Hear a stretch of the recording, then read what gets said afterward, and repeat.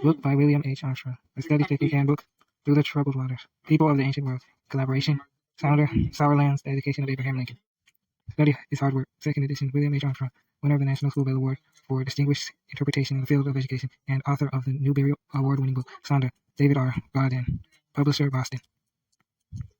Forward to the first edition.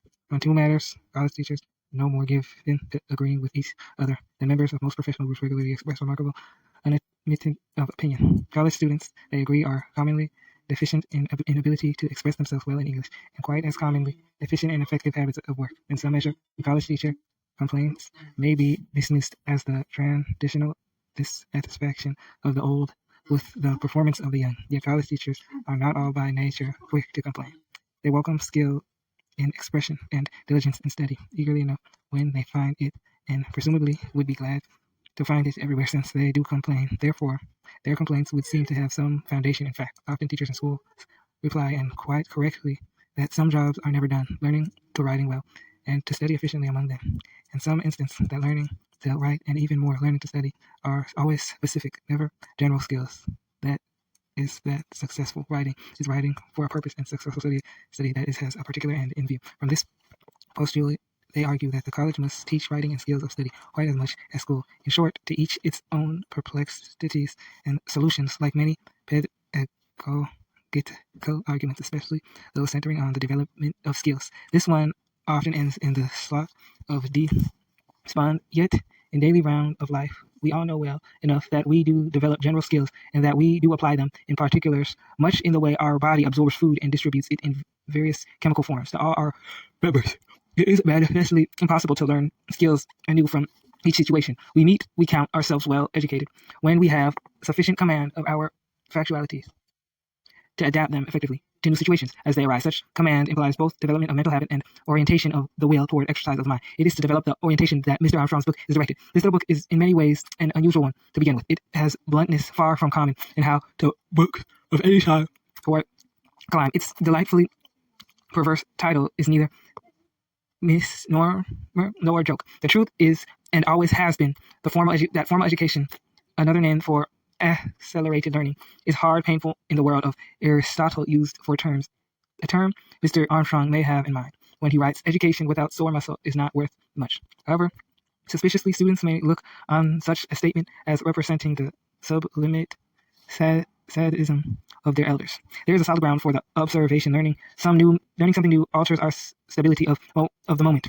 The greater and strangeness of difficult of the new information, the greater the strain put on our present and comfortable state of mind. If we must hurry to assimilate the new, as indeed we must, then we must suffer not only from reluctance to disorder our equanimity, but from the process of ingestion as well. Studying is hard, and the less students and teachers pretend that it is not, the better.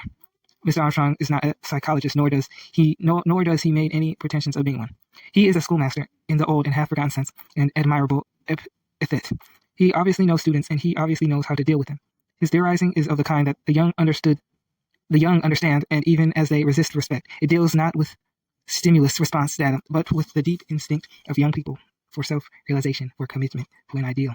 In fact, for Mr. Armstrong, studying is a moral matter. First of all, a matter of governing the will, of accepting a right purpose, and of concentrating one's energies toward an achievement. Today, it is a bold man who dares to say that students have a basic obligation to work, whether or not they are what is called interested in the subject matter. Mr. Armstrong says, and in some doing touches on the matter of learning at its vital center. Schooling makes no sense at all unless it assumes that the student have basic obligations to study.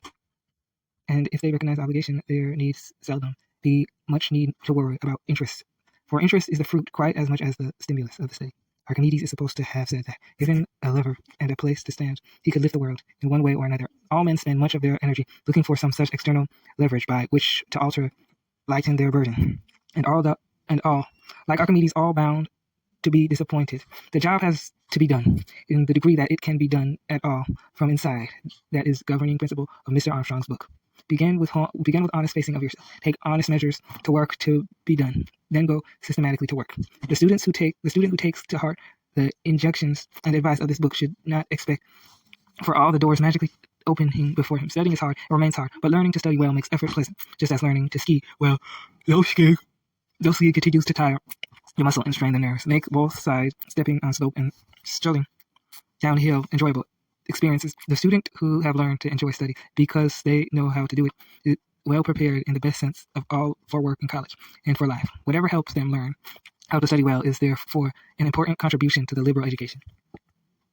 As busy going animal, I am scatterbrained and entirely lacking in mental application, having no desire to expand my precious energies upon the pursuit of knowledge. I shall not make the slightest attempt to assist you in your attempts to impart it. If you can capture my unwilling attention and goad me to stern measurement into the requisite activity, I shall dislike you intensely. But I shall respect you if you fail. I shall regard you with the contempt you deserve, and probably do my best in a jolly high-spirited way to make your life a hell upon earth. And what could be fairer than that? Ian Hay, the housemaster. Introduction. Before the gates of excellence, the high gods have placed sweat, work, and days. He said, if we do only what is required of us, we are slaves. The moment we do more, we are free. Cicero. Those who seek miracles or panacea to replace work should stop here. The basic skill of study cannot be taught. They can only be made available and demonstrated. They can be learned, and the degree to which they are learned and successfully used depends entirely upon the intellectual availability and motivation of the learner. How to study is one of the most important things you can learn.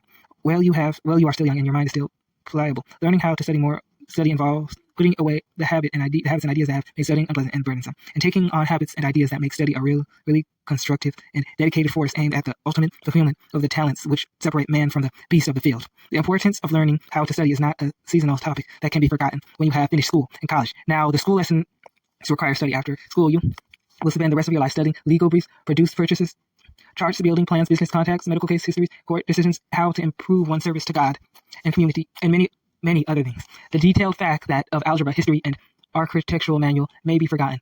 What you will have left of your education will be the ability to analyze, solve problems, whether these problems be on a draftsman's board or within the recesses of your own soul. If you have learned how to study, you stand a fair chance of escaping the world's half-truths and misapplications and enjoying on a degree and fulfillment of your talents.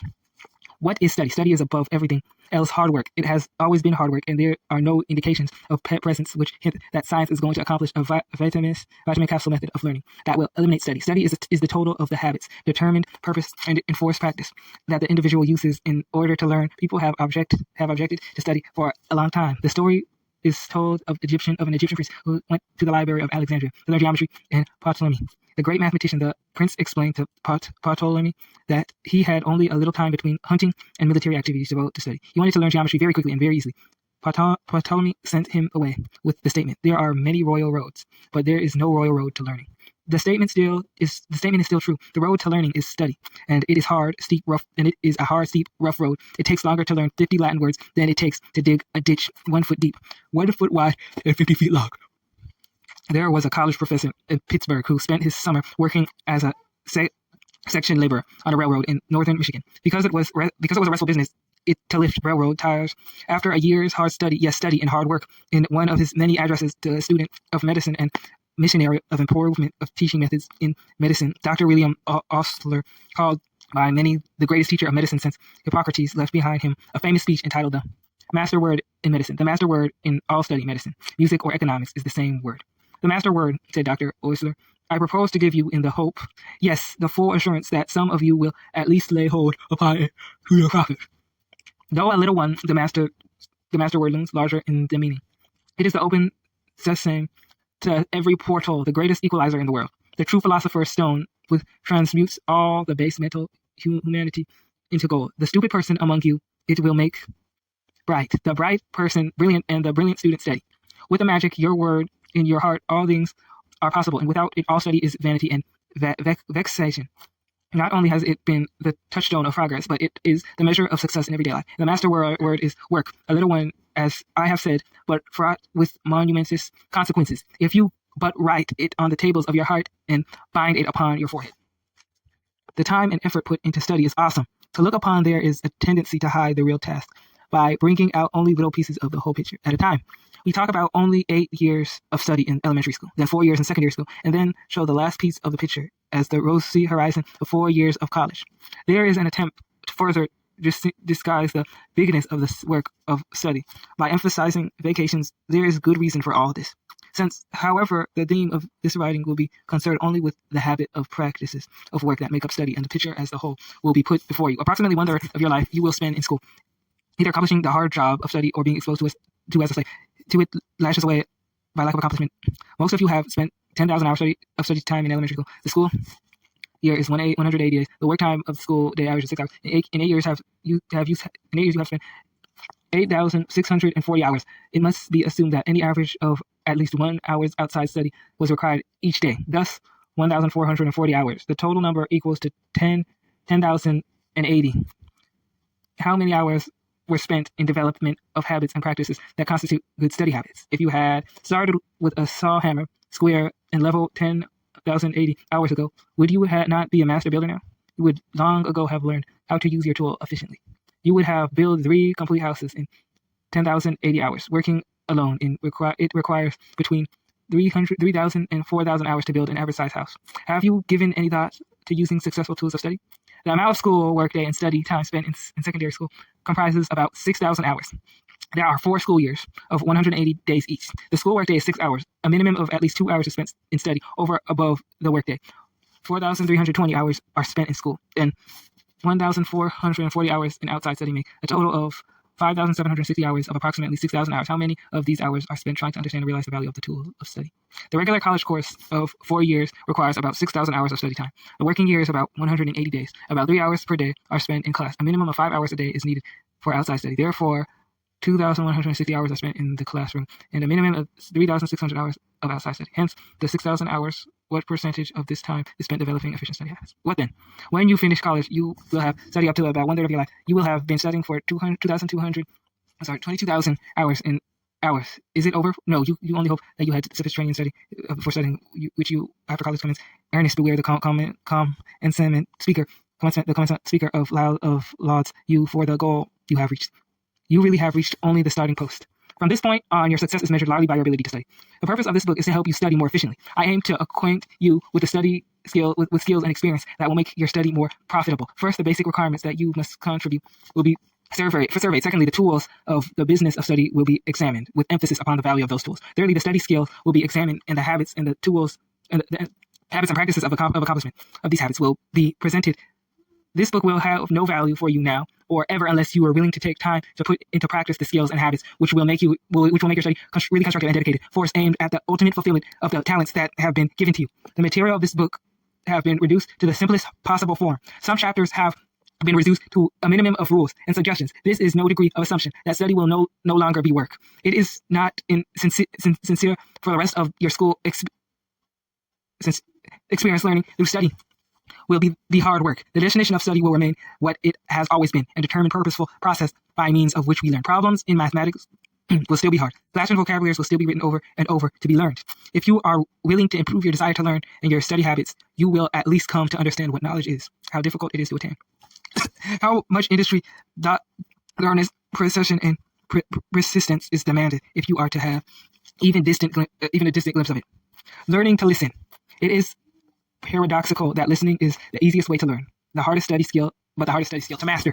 If you love to listen, you will gain knowledge, and if you incline your ear, you will become wise. Sirach. Interest measurement test. 1. Do you hear the names of people who are introduced to you? 2. Are you waiting to listen when your teacher begins to speak, or do you miss the beginning remarks? 3. Are you thinking of what you are going to say next while someone is speaking to you? 4. Are you addicted to the fatal belief that you can listen to 2 things at once? 5. Have you ever consciously tested yourself to see how much you can remember of what it is you said? If the answer to each of these questions is an honest no, you will not despair. You can console yourself that you are with the great majority. You can also resolve to train yourself to listen and be successful in training. Well, listening is the easiest and quickest of all ways to learn. Learning to listen and to use listening as one of the most effective of all learning processes is the hardest of all of the learning processes. To master, your teachers have been able to help you learn and read and to think, but it is almost impossible for the teacher to give more than awareness aid to the process of listening. It must be also fully self-taught. It was emphasized in your early training. It is the least suspectable of all of the learning processes to discipline, and it is never accomplished exactly by active and continued practice. Few ever achieve it, but those who do are counted among the students who learn the most and the persons in society most desirable to know. Now, to learn to think while being taught presupposed the other difficult art of paying attention. Nothing is more rare. Listening seems to be the hardest thing in the world, and misunderstanding the easiest for we tend to hear what we think we are going to hear. And too often, we think we make it so in a lifetime, one is lucky to meet 6 or 7 people who know how to attend the rest, some of whom believe themselves well-bred. The highly educated have, for the most part, fidgety ears. Their span of attention is as short as the mating of a fly. They seem afraid to lend their mind as another's thought, as if it would come back to them bruised and bent. This fear is of course fatal to sociability, and Lord Chesterfield was right when he wrote his son that power of attention was the mark of a civilized man, and the baby cannot attend, the savage and boor will not. It is the boorishness of inattention that makes pleasant discussion turn into a stupid repetitive argument that doubles the errors and mishaps of daily life. Before books and printing, the primary element is acquiring knowledge.